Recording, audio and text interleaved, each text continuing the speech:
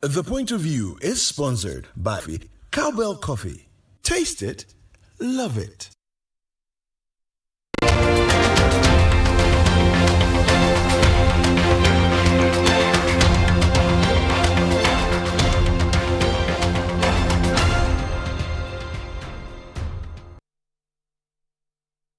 Welcome to The Point of View. This is your favorite current affairs show on television.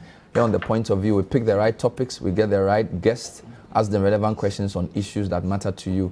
We have a big show for you tonight. Very controversial issues have been laid, and I have two of the very best to delve into the matter. We'll be talking about the $28 million loan that government has secured for members of parliament to buy vehicles. It set a lot of tongues wagging in Ghana. I have two members of parliament to help us appreciate the dynamics. One is a deputy minister of finance, at the same time a member of parliament for Ejisu, John Kuma. Good evening, welcome to the show. Good evening, Bernard. I also have the MP for South Dai, Roxy Nelson Eche Dafiamekpo, who's here not only in his capacity as a member of parliament, but also because he's part of those going to court to challenge the second issue we're discussing, the recommendation from a committee that says we should pay our first and second ladies' salaries and emoluments. Roxy, welcome to the show. Thank you, Bernard, and good evening to your viewers, especially my people in Peki, Pali, Peve, Tongo. Fantastic. We're live on... You are giving me trouble in Eju, so let me greet Eju. Fantastic. We're live on TV. It's interactive. I want to read your comments. I want to know what you think about the two issues. So send me your comments on the WhatsApp number on the screen. When we come back, I'll delve into the issues. Stay with us.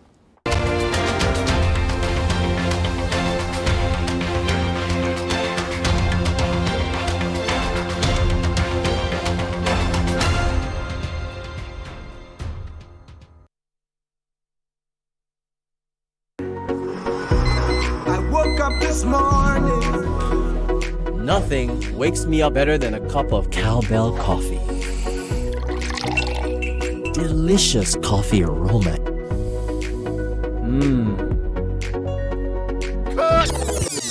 How can you forget your lines again? I'm sorry, sir, just that it tastes really good. Cowbell Coffee! Enjoy the delicious creamy coffee taste of 3-in-1 Cowbell Coffee.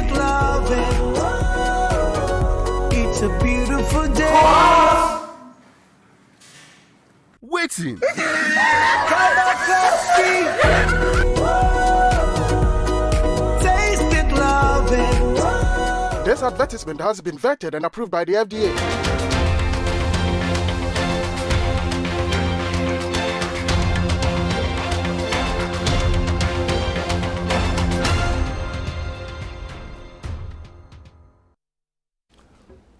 Welcome back. So tonight we'll start with the issue for members of parliament. That appears to be the more unpopular topic, and that's just by way of observing media coverage. So Deputy Minister of Finance laid before the House of Parliament a certain arrangement where members of parliament would be given loans that they would pay back in installments for 45 months. I will just give you the highlights of the loan.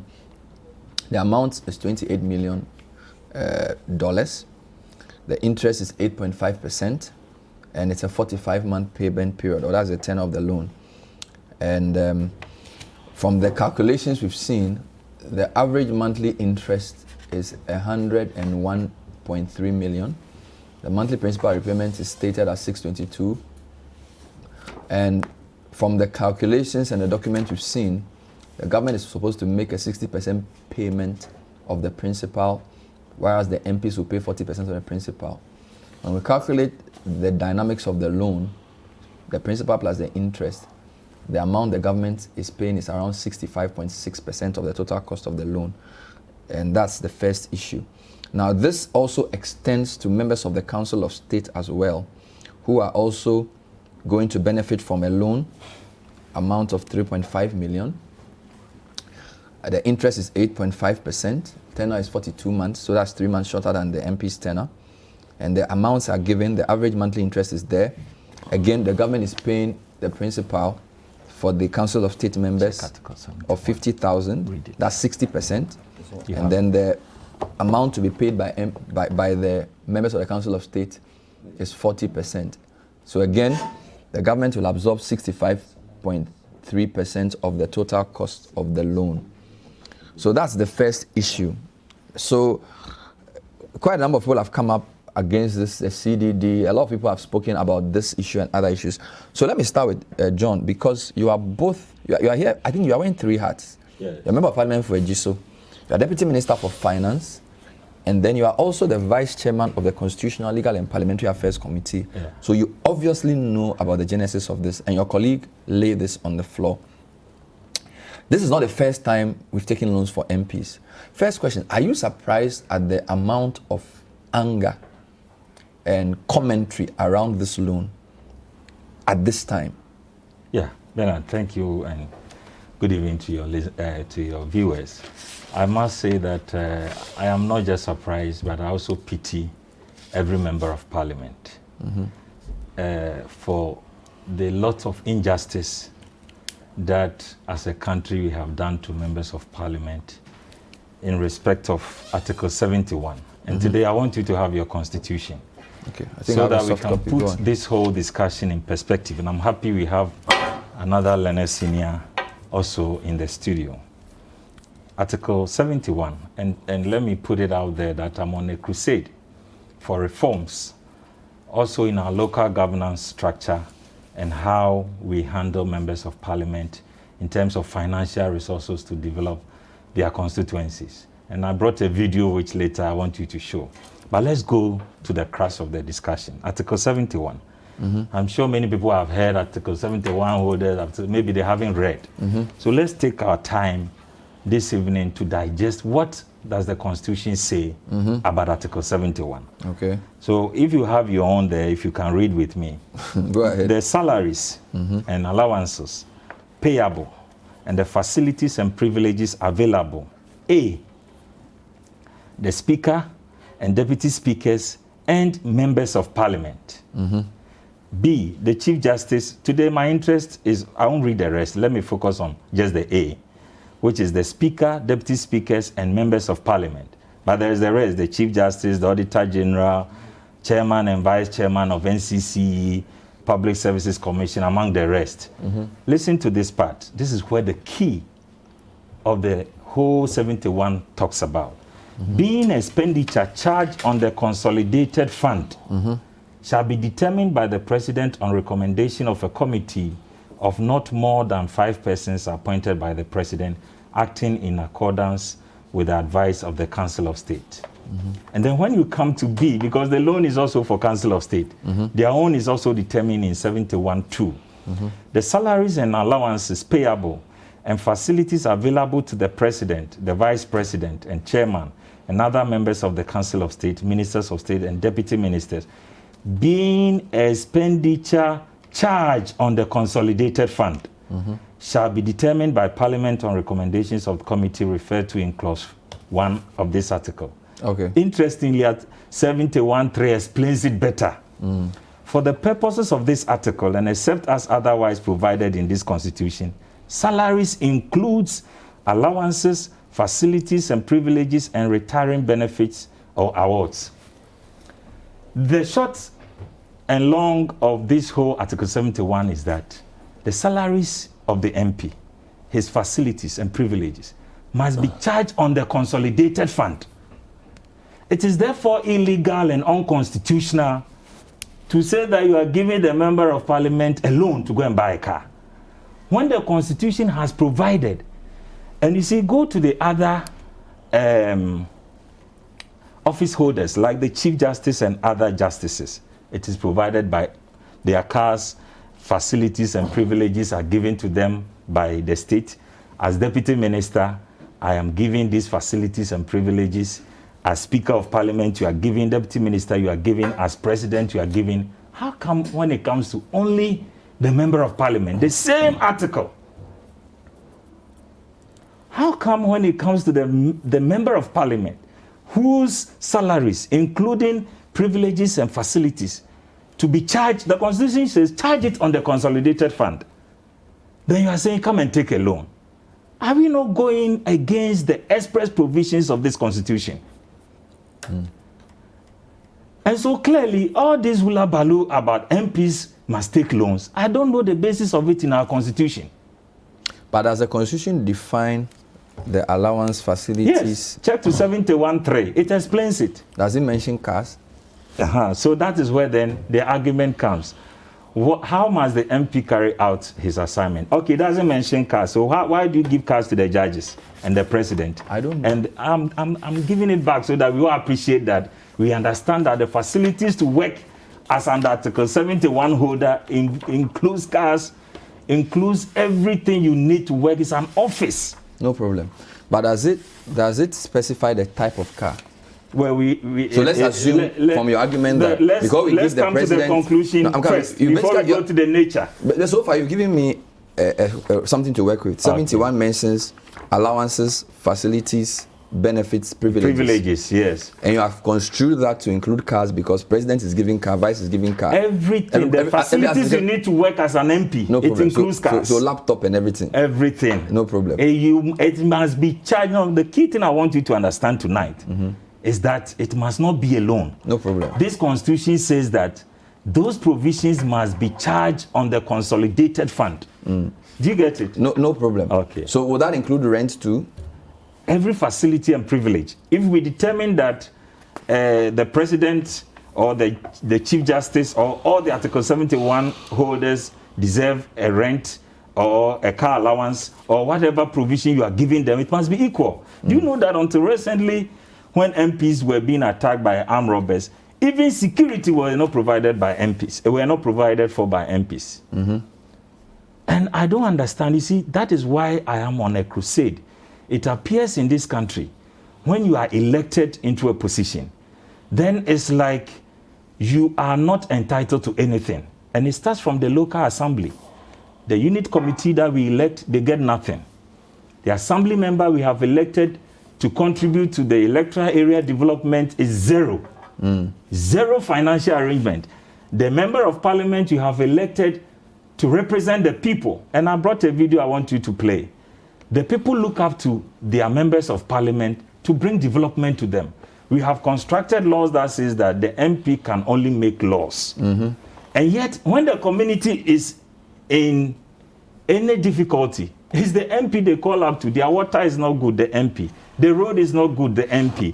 Everything they want to do... So you think that the MPs are being discriminated against? If you look at Article 71, yes, members of parliament are in the same category as justices of the higher courts. Yes. The president and the vice. Yes. And by not making them get free cars. Not free cars. Their services, their entitlements must be charged on the consolidated fund.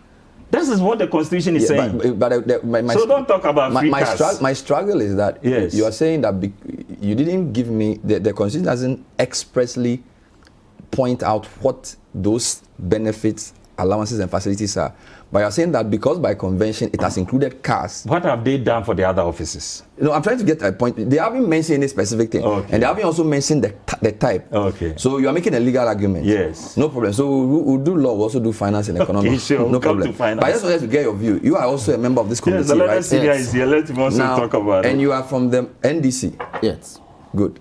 And you have criticized the government for a lot of things. Yes. But on this particular one, you have not criticized the government for giving MPs car loans. We have, Bernard. We have. It's as if we have no alternative, and therefore you are made to let do with the arrangement. And I agree in total with my brother. In total. In total. That the MPs deserve cars, not even loans. No, why are you talking about cars? Bernard, you see, we are a nation of laws. We are governed by laws. No problem. So whatever we do must be anchored on the relevant provisions of the statutes and the constitutions that we have fashioned for ourselves. My brother is making a very, very brilliant point. And we've been raising this matter. But I think our problem is that I blame the Public Affairs Department of Parliament. We ought to have been holding stakeholder consultations on this matter before time is due for some of these things. What are we saying? If we go to Article 295, which is the interpretation clause for a lot of the terms used in the Constitution. Okay. If you look at the definition the Constitution, you see, I think page 183. Yeah. Depending on the nature of the Constitution. Yeah. If you look at the definition of public office, it says public office includes an office, the emoluments attached to which are paid directly from the consolidated fund or directly out of monies provided by Parliament, and an office in a public corporation established entirely out of public funds or monies provided by Parliament. Okay?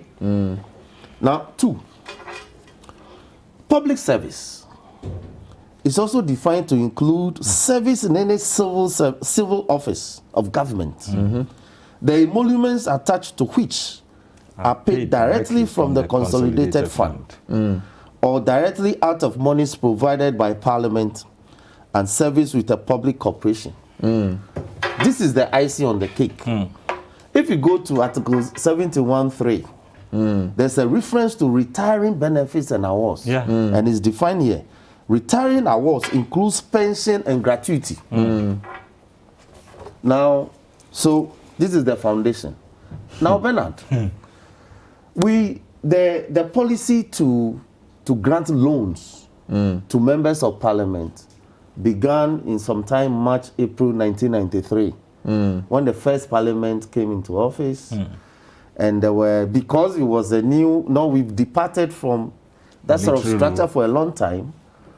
But, you know, the executive had always been in office. I see. And the judiciary.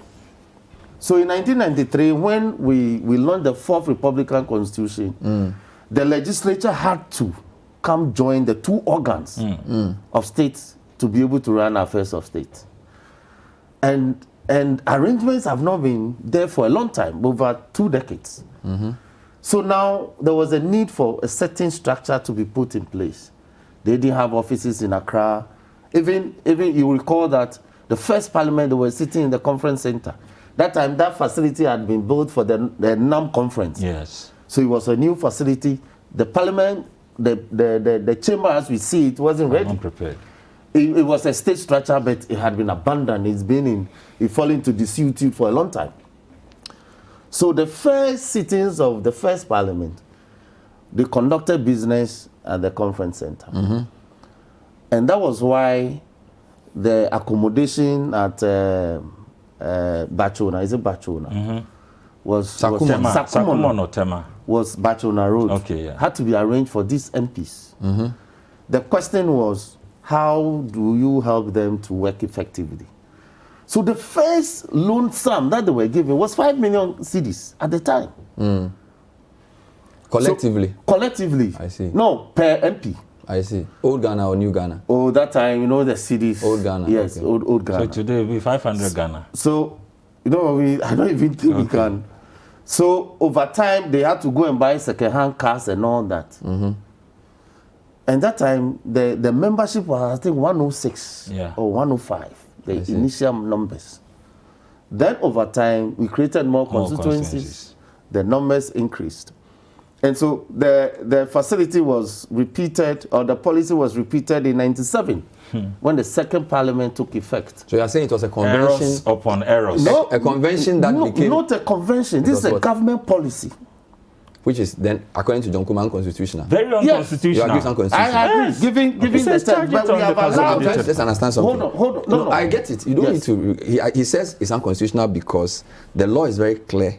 The Constitution is clear. Let me... Facilities... Let me... See, we have a lot of time.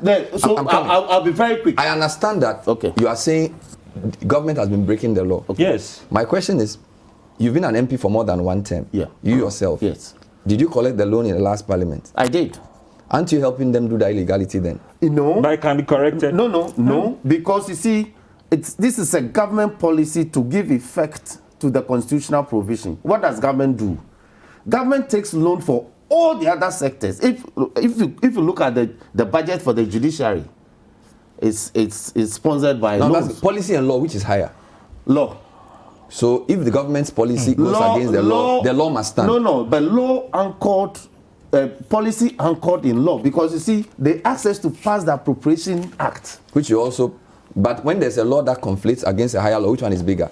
The higher law. Of course, the So higher the higher law law is the constitution. Yes. So I'm just trying to understand something. You are saying that you agree with John Kuma that by paying you loans, they are breaking the law. Oh, yes. And I'm asking you, are you not helping them by collecting the loan then? No, we are not helping them. Why not? Because this is a policy that the government is saying, given the constraints that we have, we want your assistance. Is that so? Yes, you are saying that you collected the loan because of a reasonable constraint. Yes. Then you can't agree with John Kuma. Because government says I cannot provide you vehicles for free. Which means you are saying that the law is not absolute. That the law must be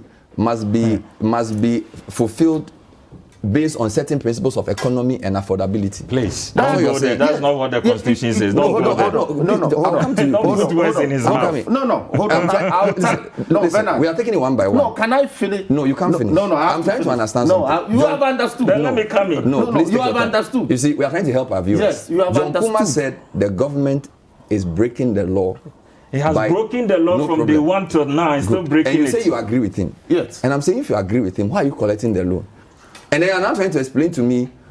We are not collecting any loan. We are taking it on the consolidated fund. That is what the Constitution says. No, but you're saying that the loan being offered is unconstitutional. It is unconstitutional. So I've just read to you. So why are you collecting it? Who has collected it? Oh, so you don't collect it? It is unconstitutional. We will have to take steps to. Will you collect it? No, I'm not collecting it as a loan. Can I have my time? Let me have my time. We didn't allocate time when we came. I'm trying to make meaning of it. Okay, then let me help you. Just allow me. Tell him that it is unconstitutional. Let's do the right thing. Just take your time. I want to just get clarity. And the fact that you have been breaking the law, I want to get clarity right. from you. Yes. You are the MP for Ejiso. Oh, yes. Vice Chairman of the Constitution. Are you collecting your portion of the money? No. So have you given? It is unconstitutional. But it was laid by your colleague. Oh no, don't worry about that. But you see, he has told you. Forget what I'm talking to you. Just listen to me. I want to know. We are also listening to you. I want to know your posture to the unconstitutional loan. Okay. Are you going to collect it? Okay, take your time. I'm not going to collect it. You won't collect it. It is not about loans. Listen. Relax. You ask questions. You want to take your own answers. You see, you are. Bernard, do you want your own answers, John, or you want us to answer you? John, I'm trying to get a point from you. Just take your time. Your point you will not say come you won't straight. Collect the loan. Yes. It is not about being a loan. The Constitution says charge it on the consolidated fund. I understand that. So why are you talking about loans? Because 60% of it will be paid by government. No, it's not about 60%. It says charge it on the consolidated fund. John, you are not helping yourself. You are also not helping yourself. Okay, what if the finance minister says that the 60% principal I will pay will be charged the consolidated fund? He doesn't have that liberty. You see, the Constitution is the Constitution. So. Let's not sit here and grant discretion to anybody. So it says charge it on the consolidated fund. Yes. I am trying to understand if you are so passionate about the unconstitutionality. It is. What action will you take to correct that? We'll go to court. That is one of the steps available. But you're already in court on another issue. Yes. So it doesn't bar me from going to court on this matter. But you've been in parliament for more than 4 years. Yes. You took the first law. There's time for everything. The issue of the first lady is you're already in court. Yes. But now you consider going to court on your law. Oh, yes. This is even more serious. When did you discover its unconstitutionality? No. The same day, 2 facilities have been laid in parliament. 2 loan facilities.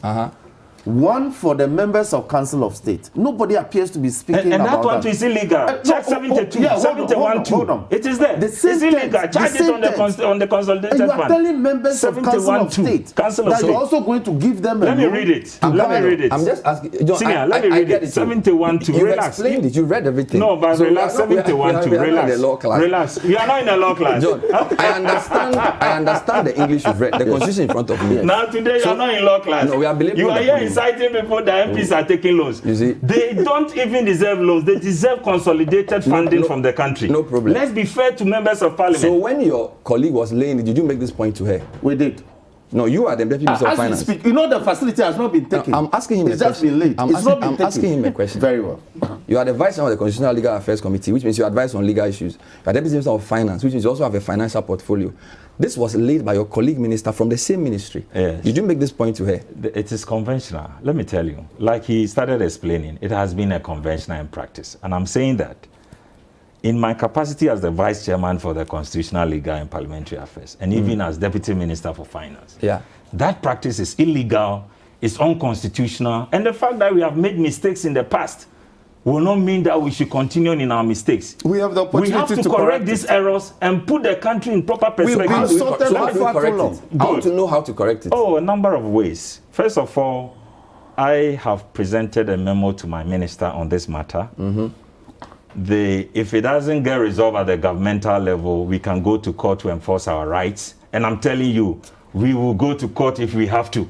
Collectively as MPs? Yes. No, we don't even need collective as MPs. Any single Ghanaian can go to court and say that government of Ghana is blatantly flouting the provisions of the 1992 Constitution. Read Article 3. Is it Article 1 or 3? That anybody who does anything inconsistent with this Constitution, the Supreme Court should interpret it or take action. So anybody can. This is clear. You don't even need the interpretation to tell you that. He says that charge it on the consolidated fund. And by your own discretion or your own by what reason are you saying that instead of charging it on the consolidated fund, you are giving me loans? Loans for what? So let's go beyond the argument of MP taking loans. Let's treat MPs fairly. Now, beyond the MPs, let me come to what we need in this country. My brother, a lot is happening, but not going down to what the people expect. You know the reason? Those we elect in our country and carry our problems to, they are different from those we give financial resources to spend for development in our country.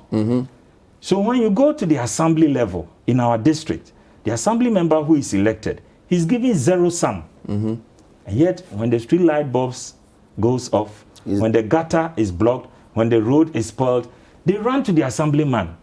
They get no results. To call the MP. To call the MP. The MP too is zero because they say he's what? A lawmaker and not a development agent. This is a foreign importation. It doesn't reflect Ghana. Look, I brought a video. I wish you would play it. When people have problems in their community, they call on their MPs. I'll play it. Yes, I'm coming. So why don't we have an arrangement? So two things. You're saying MPs are being unfairly treated. Yes. The car loan is a violation of the Constitution. Okay, good. It's a violation of the Constitution. Yes. Never alone. And then the way MPs are construed. Yes, it's wrong. It's not only MPs, all elected offices of our country. But not in law, but in just the way the people see MPs. Yes, the governance structure. No, I'm talking about the governance structure. No. Our unit committee is elected with zero sum. Yes. The assembly member is elected with zero sum. The MP is elected with zero sum. And then let me come to those who get the sum. Hold on. And the component of the Council of State members who are also elected is also zero sum. It's also zero sum. So in this country, once you are elected, you are denied of every financial resources. Now, when the people are in need, they go to those they elect. And when we are distributing financial resources of the country, we discriminate against them. It's not discriminate. They are cut out. It goes to the ministries. I want that point to sink in. Then we'll come back. So the point that I also want to sink in is that let's reform our governance structure. No problem. Let's send financial resources to elected offices.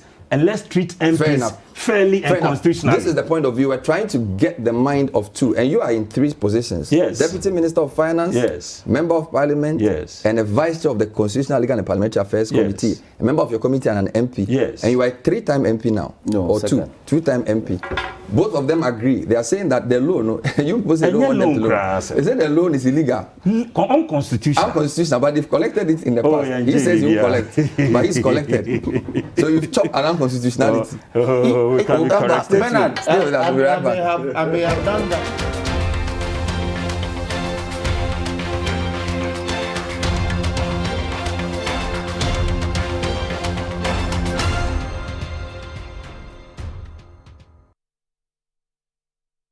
Hello there. We know what matters today, don't we? Hurry up. Follow safety measures. Drive for hours. Grab a perfect spot. Park smoothly. And then visit another shop and scroll for the opportunities. Tap to pay. Enjoy that extra reward. Get 10% extra cashback when you pay with Visa. How you pay must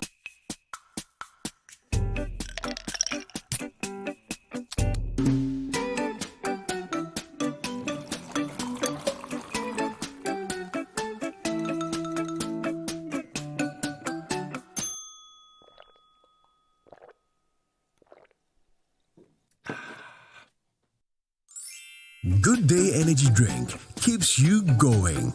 Available in major supermarkets and shops near you. Excessive drinking can be detrimental to your health. Not recommended for persons under 18 years, lactating mothers, pregnant women, and people sensitive to caffeine. This advert is FDA approved.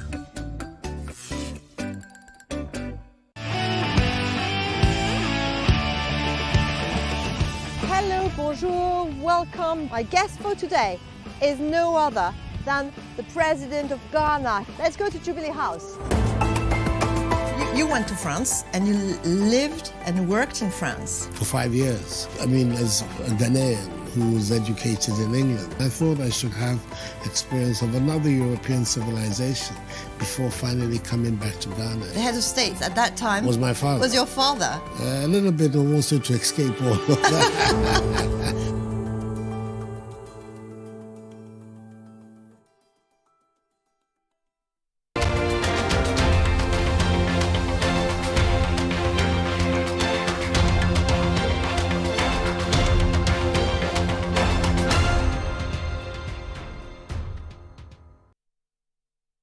Welcome back to The Point of View. Tonight, my guests are Roxy Nelson Daffy Amekpo, MP for South Dai, and John Amprochum Kuma, MP for Ampuntia Kuma, MP for Ejiso.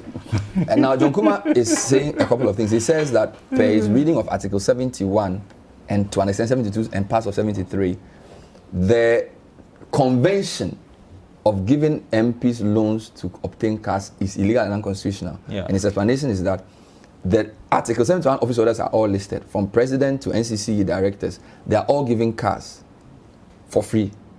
So for MPs to be not for free, they are all charged on the consolidated fund. You like cars. Do you want to become a journalist now? Do they pay for the cars? Does the president pay for the cars? No, then put it properly. Does the president pay for the cars? Put it properly. It is your interpretation that brings anger to the MP. They are giving cars. Say it the right way. They are giving cars they don't pay for. Is that not what you're saying? It's not about cars. Oh, why are you being so difficult? Use the word of the Constitution so that people don't make it like they are chasing cars. On the Constitution, does the president pay for it? Well, say that. Does the president pay for it? No, say that it's charged on the consolidated fund. You are just trying to be difficult, but you see no problem. I'm saying Bernard, on this program, John, the last time I was here, there's a video of you and I. Yes. That you said, or I have said on your program, that MPs need V8 for funerals. Did I say that on your program? Did I say you said that? Well, but that is what is going around, Bernard. No, so that's why I want you to use the right word of the Constitution. Maybe you have certain things you want to correct with this interview, but the style you are going will not help you. Because the video is there for all to see. You said everything that was in that video. Yeah. Now, you don't tell me what choice of words I should use. I am saying that, and I'm giving an intro. When I want you to talk, I'll ask you a question. Yeah. If you can't abide by those rules, please, it's a free program. I'm saying... Bernard. No, please keep quiet. Now you want us not to talk on your program. Why? Are you losing your emotions? No, I'm not. You are being disingenuous. I am saying really? That when members the table is turning no. You have to make, I'm saying that your argument I'm summarizing. You're losing the president, your emotions, the vice, Article 71 office holders, you say they don't pay for the cars they are given. And you are giving a loan, which is illegal. I'm summarizing that point and I say I should use the words of the Constitution. Yes, I wanted you to use the words of the Constitution. You don't tell me what I should do. Oh, really? No, you don't. I see. That's the rules for the carry on. So I'm coming to you. I'm saying that it's easy for him to say this because he's a deputy minister. He has a car that's given to him because Article 71, outside of MP. You have two problems. You are a second-term MP. That means you collected a car loan, which he says is illegal and you agree with already. Yes. Now you say you agree that it's illegal. Yes, I agree. So my question is that, are you going to reject it based on your realization that it's illegal? Good. The loan in itself, it's optional. So during the 7th Parliament, I knew a lot of MPs who because they've been there before and they have vehicles to be able to carry out the functions of their office, they didn't take the facility. I had then entered fresh. To be commuting to your hometown and back every weekend or every weekday, I needed something good enough to be able to help me carry that out. Mm-hmm. This time, it's my decision to take it or not. And I think I placed myself in the position of other senior MPs before. I will not take the loan. Yeah. That is the situation. But the point we are trying to say is that when you say they are giving judges and other Article 71 office holders as defined are given free cars, it makes it too commonplace. It's not free. They are vehicles for the performance of the functions of their office. That is why, for instance, Supreme Court judges are given vehicles. Court of Appeal judges are given vehicles. That is why, for instance, deputy ministers, I think in addition to... All under Article 71. Yes. In fact, in addition to some vehicles that they have, they still are given, I think, a saloon or so. Yeah, for different purposes. So these are things attached to the office. Okay, fair enough. Okay, so hold on. That is why when somebody is disappointed as a minister, he loses these things. He doesn't take them for away. the office. It is for the office. Thank you. Now, we have defined public service, or we looked at it in the Constitution. That is why CEOs, public corporations, are given some of these facilities just because of the office they occupy. But we are saying that when it comes to MPs, Bernard, as we speak, there are deductions on my pay slip towards a vehicle I've not seen, 6,000 towards a facility that government is here to sign for this new one. For this new one. And it is compulsory. So it is when you write to say that you are not going to take the facility. Then so we should expect from Parliament or from parliamentarians some action in relation to this. Oh yes, this one to happen. In fact, I'm making a statement in Parliament this week. I'm coming back to you. Yes. So initially, you said the law is very clear. Clear. Now, Article 36, which is under the directive principles, also then goes around taking necessary actions to ensure that national economy is managed in such a manner to maximize the rate of economic growth and all of that. So that specifically under political and economic and everything, there are certain principles that guide. So what if the government in 92 or whatever, or the successive governments have said, it's true, we are supposed to give and charge all of these facilities under the consolidated fund, but the Article 36 enjoins us to do it in a way that sort of is economically judicious. So we don't have the resources to charge it on the consolidated fund. What would be your comment on that? First of all, this was the point I wanted to make earlier. To say that the government could say that. But that's a weak point. No, it's a weak point. Hold on. You don't even go there. Bernard, the government could say that they are doing this by a policy. They are not even allowed to do that. They are placing the members at the economic disadvantage. But only the MPs. Then we have done enough suffering for the MPs. Let's reverse it. Let's take it to the executive. Let me understand you well. Don't forget, we've had discussions before where you've spoken about the economy and COVID. Oh yes. Don't forget, we've had discussions about taxes. I've mentioned. We are talking about only 28 million. Remember, for an appropriation of 128 billion, passed by the same members of Parliament, and we are talking about 3.5 million cedis for Council of State members who are elected. So in this country, when you are elected, you can't even be given 28 million cedis out of 128 billion you appropriated. Really? I'm not arguing with your legal point. I'm now in finance. I'm giving you figures in finance. Yes, I'm moving to finance. I'm giving you the appropriation figure we did for this year, but the question which was approved by the members of Parliament. I'm saying that the state shall take necessary steps to establish a sound and healthy economy and manage the economy. If you read 36, there's implications of cost effectiveness and judiciousness. I'm saying it doesn't apply here. Why doesn't it? Because the appropriation figures shows that you can take care of your members of Parliament. And listen, Ghana doesn't have a democracy without Parliament. It is our view of the offices we elect and the lack of recognition and respect for our elected officers. That is why we treat them like that.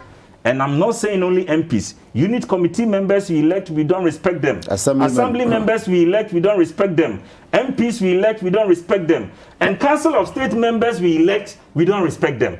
And as long as we continue to disrespect our elected officers of our country, we are not going to get the development. What bothers me is that the way our law is framed, it is Parliament that passes the budgets and the appropriations. Yes. So if majority of members of Parliament are not ministers and they feel that the law is being violated and elected officials are being discriminated against, why do they go ahead successively? NDC, MPP. It has been a mistake of the past. Today is the time to correct it.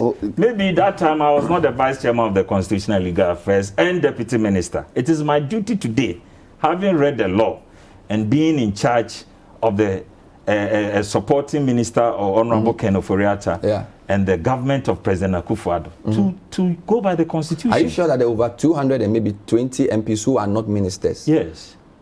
Believe in the position you're articulating, and they all believe he's a member of parliament, and that they will reject this illegality you claim. In fact, I'm doing a statement in parliament this week. I'm serving it on the speaker tomorrow, God willing. I'll do a statement. I believe by the time, as members of parliament, we read the constitution and discuss and debate the issues around it, we will all come to one conclusion. The constitution is clear. Charge their benefits. So let me just understand the fund. So if the MPs say they reject the loan, yes, and the executive says take it or leave it, executive won't say that. We don't have the discretion. Now. As an executive. So now you're giving me information. Yes, I'm giving you information. If Roxanne and Co and you guys go tomorrow and say you accept, you are sure that we don't have the executive will. Yes, the president respects the constitution. He swore by it. And there's money. And there is money. We appropriated the money. What do you mean by there is no money? Oh, so there's money. What do you mean by we don't have 28 million after appropriation of 128 billion? So what are you talking about? So there's money. But who said there is no money? Okay. And I have said there is money. The problem we are suffering in this country is not lack of money. I see. But the way we distribute the resources. I see. If the assemblyman you have elected cannot address common what do you call it? Gutter issues, light interventions, infrastructure interventions, and all the money is hung up at the top. Okay, the video, I wish you have played it so that people will appreciate the pain I'm talking to you as an MP. The problem in Ghana is not money. It's not money. The way we share. It's the governance structure. So how it's not going down to the people. It's not going down. Are MPs down or up? It's not only the MP. I'm saying the unit committee has to be resourced. But the assembly has to be resourced. Our democracy already top heavy? But that's why I'm saying it's our challenge. So let's do the reforms. But you're also saying that the money is not distributed properly. No, I'm not saying properly. I'm saying the governance structure is not going down because we have put in structures that say when I elect Bernard, he's not entitled to finances of the country.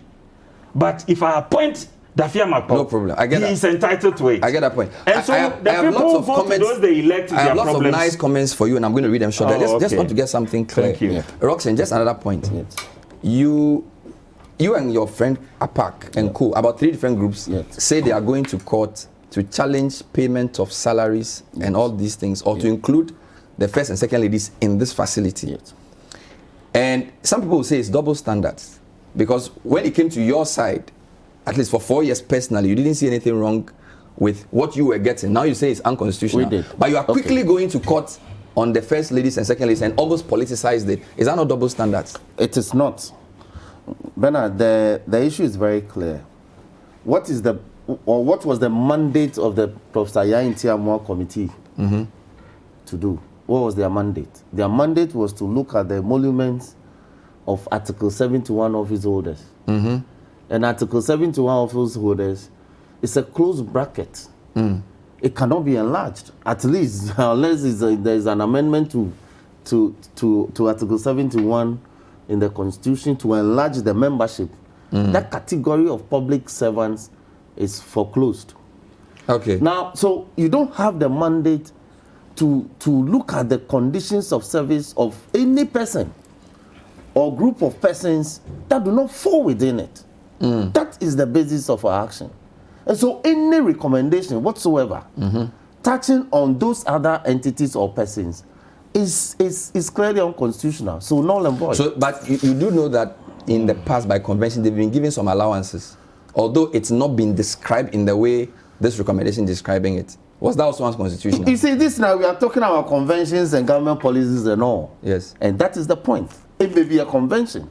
Government does a lot of things that are not anchored on statute or an enactment of parliament. That is why government they have what we call miscellaneous expenditure. I see. I cannot question government when they make donations to say a certain fund. When conjoined twins are in need of funding for operation, and government intervenes, I cannot question that. I cannot say that there's no basis in law. No. Okay. Does it matter that a story we are seeing right now from Asasi Radio is saying that the spouses have already said thanks but no thanks? So the story says the first lady Rebecca Akufo-Addo and the second lady Samira Baumia are to decline the offer of presidential spousal payments. Following the public discourse on this, a source at the presidency has hinted at Asasi News that the two spouses have already communicated to Jubilee House, they are going to decline the offer anyway. May I? So if this is true, does that make your court case useless, or No, this is immaterial. You think so? Yes, it is immaterial, because you see, then government itself is speaking in a very discordant tone. Okay. Some government communicators are saying their payments have been effected, including back pay to the first and second ladies. They have been paid. Okay. Now TUC came out with a release and confirms that has been done, and so they were actually asking for a refund of that. Now, if Asase Radio is saying that these two ladies, the first and the second lady, have written to say that they reject it, then what is the real situation? And I suspect that this may be the situation, because you see, government recently just gave the directive to the Minister of Finance to take steps. All right? And I recall that the former president, His Excellency John Mahama, also came out to say that himself and the spouse are not interested. But that is not the issue. The issue is about the recommendation affecting other occupants of those offices who are alive. That is why, if you look at the recommendation at page 73 of the report, they give percentages. So, for instance, they said that if your spouse served a full 1 year term, you were entitled to, I think, 80%. The 80%, you are paid a salary which is equivalent to 80% of the salary of an MP who is also a cabinet minister. Okay. If your spouse, then the second option is that if your spouse said a full 2 year term, then you are entitled to payment of salaries equivalent to 100% of a minister of state. That one, they didn't qualify it with cabinet status. Okay. But they said a minister of state, of an MP who is also a minister of state. So there are aggregations. So it is to affect future occupants of those offices. So all we are saying is that if you are so minded, bring a bill to Parliament. Let us do this properly, so that, for instance, we can look at the conditions of service for the spouse of the Speaker. We'll take and a the break. CJ. I have some comments for the two of you to respond to from the public. This is the point of view. We're live. John Kuma, MP for Ejiso, Roxanne Nelson Dapama for MP for South Dai, on the quote-unquote illegal car loan for Educate MPs. the public for us. Illegal car loan Help us for to do the MPs. education. And then, of course, the spousal inclusion in 71, which has also come up. We'll be right back.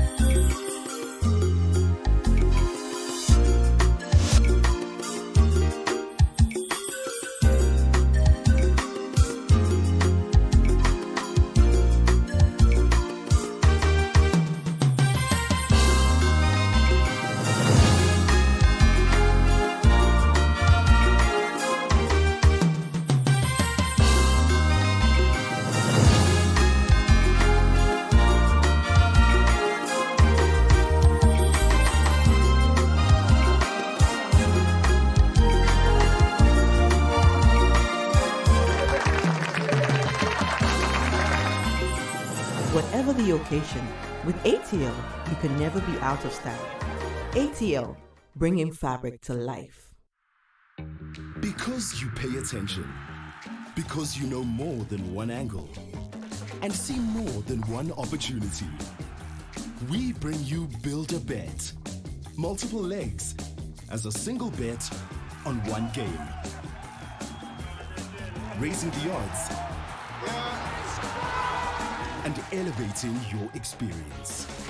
This advertisement has been vetted and approved by the Gaming Commission of Ghana. Bet responsibly, not for persons below 18 years.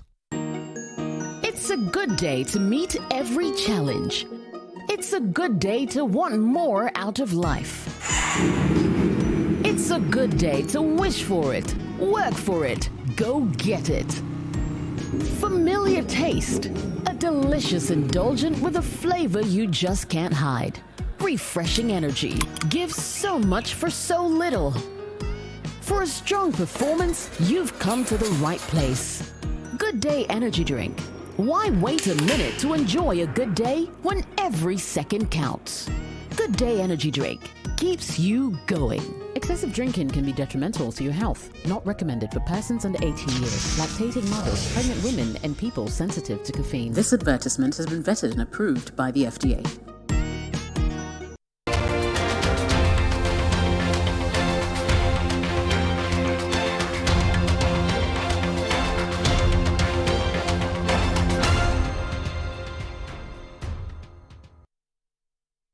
Welcome back to The Point of View. Here are a few of your comments. So many people commenting on this. Good evening, Bernard. I'm very disappointed in the comments by John Kuma saying there's money.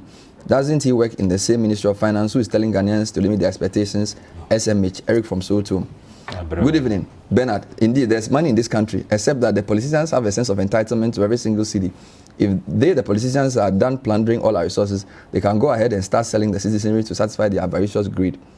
Samson from Takrady, thank you for there's money in this country, Honorable Minister. He has a smiley there. Parliamentarians are saying they need loans for cars, but have they thought of getting loans for research institutions in this country? They seem to have forgotten that there are some of them who took loans and have not paid as of now. Conrad Gomado in Accra. Bernard, teachers are going to do other things to become millionaires. MPs will be teaching very soon in their constituency schools very soon. Ghana will be soon something. I didn't get that. Bernard, tell the Deputy Finance Minister that I really need a job. I lost my job during the banking crisis. I strongly believe that he can help me. Thanks for the program. Why not? This is from Kaswa Tuba. Bernard, some of us are sad that we sometimes regret supporting democracy in our country.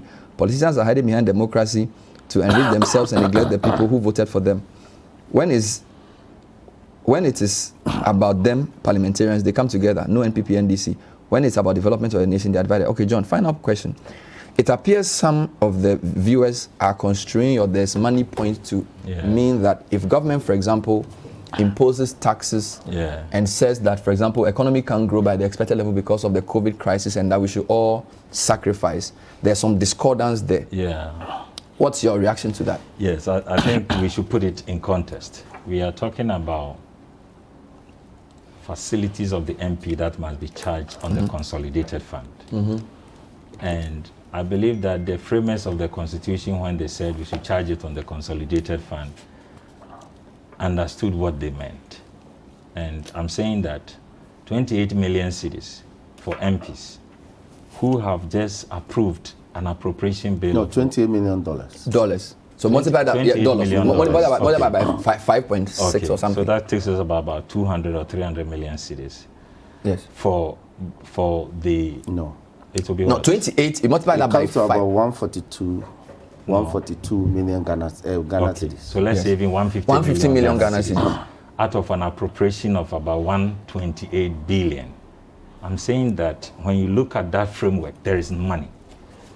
You cannot appropriate 120 billion and tell the members of parliament, the legislature, the arm of government that they are not entitled to what the Constitution says give them. Okay. And this statement is in context. Okay, what if people said, we agree that you should be given those vehicles, but we should all make them non-SUVs and reduce the amount? Yeah, we don't have any difficulty. So, for example, if everybody is given a non-SUV made in Ghana, yes, would that we'll work? be happy for it. But this is for, and listen, it will be the vehicle purchase will be for the office of the MP. So that the MP leaves it when he goes. He leaves you agree with that? Yeah, that's the arrangement. In fact, when you are a minister, you leave your car and everything when you are going. So the next minister takes over. It's the same arrangement. That's how the Constitution. So in line with the economy argument, would you say then that apart from probably the president and the vice, all Article 71 office holders should be given more affordable cars? Yeah. It's a good suggestion. It's a way of bringing will you add it to your advocacy? In fact, I will be more than happy to, but that is if the local people have the capacity. Oh, we've already set up Kantanka. There's now Toyota, there's VW, and there's Nissan. You see, the reasons why some of these protective measures for industries don't usually work is sometimes you don't have the local capacity to meet the demand. So you create a black market system. So as long as we are able to produce locally, number one, support for local But finally, industries. you look at the effect of COVID, effect of the banking crisis, a lot of unemployment. Yes. Minimum wage. In fact, the level of wage increase in the past 10 years has been the lowest. Yeah. There's a lot of economic struggle. Apart from law, you've come with law. Yeah. morally, is it justified to be taking the amount you are taking for the kind of cars you are getting at the rates you are getting them? What rate are we talking about here? 8%. I'm not talking here to talk about loans. The average businessman that you were supporting under NEIP will get a loan for 25%. But who is talking about loan here? But we are talking about the loan is 8.5%. Of members of parliament. You want to go back to your loan agreement? I'm talking economics now. You're also an economist. So you're talking about general interest rate in the system? Compared to the tenor and the percentage you got it. Because who got what? The loan that you say you reject. But something you have rejected, why do you want to take me into that argument? But we can still compare, can't we? I am not going to compare because the average businessman will not get a loan at 8.5%. Yes, but this is what we have to strive towards, that we have to bring it down. I am not interested in your 8.5%. I agree that... But that's the percentage. And I didn't take it to Parliament. Your minister took it there. This is what you do. So if you're not interested... When we do it against you, you start complaining. But why are you accusing me of the rate? I didn't take the rate to Parliament. You start complaining when I do the same thing. John, I think you have to be fair. You are an economist and a lawyer. We've argued legal issues, and I'm asking you questions on economics. You don't want to address them. Don't start complaining if I go there. Don't start complaining. No, I'm saying that you were the head of NEIP. Young businessmen came to you for loans. And you know the struggles they go through. So then let's talk about the general business environment. Yes, that's the and not restricted to this parliament discussion. What I'm saying is that I agree with you that we have to bring down interest rate. And this is what governments have tried. If you check the last monetary policy by the Bank of Ghana, they reduced the percentage to about 13.5% from, I think we met it at 16 or 17.5, and it's now at 13.5. The idea is to consistently bring down the basis point at the monetary policy level so that we can all begin to see. Fair enough. I'll give you the last word. So you are assuring me that you won't collect the money? Why not? You won't collect it. And the issue is this. And the issue is this. We have been bastardized enough. And I think help to educate the public for us. And I think every MP is so scandalized that I don't think when this facility is to be taken in the debates engendered, you take it. We will take it. So watch out for Parliament this week. Thank you, Roxanne. Thank you, John Kuma. But it doesn't mean that we don't require... No problem.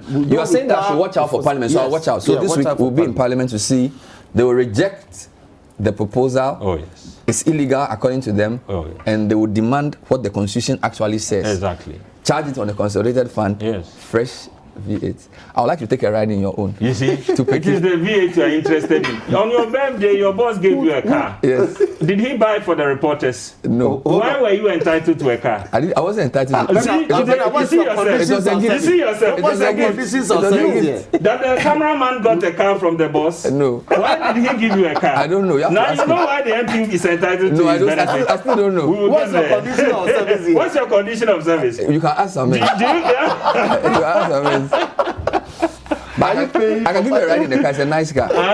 Which of your car? You haven't given me a ride. I'll give you a ride in the place. Thank you. I hope you enjoy the show. Okay, we'll be with you next time. Good luck, John Kuma. Good luck to Roxanne. Thank you. We'll see you next time. Bye-bye.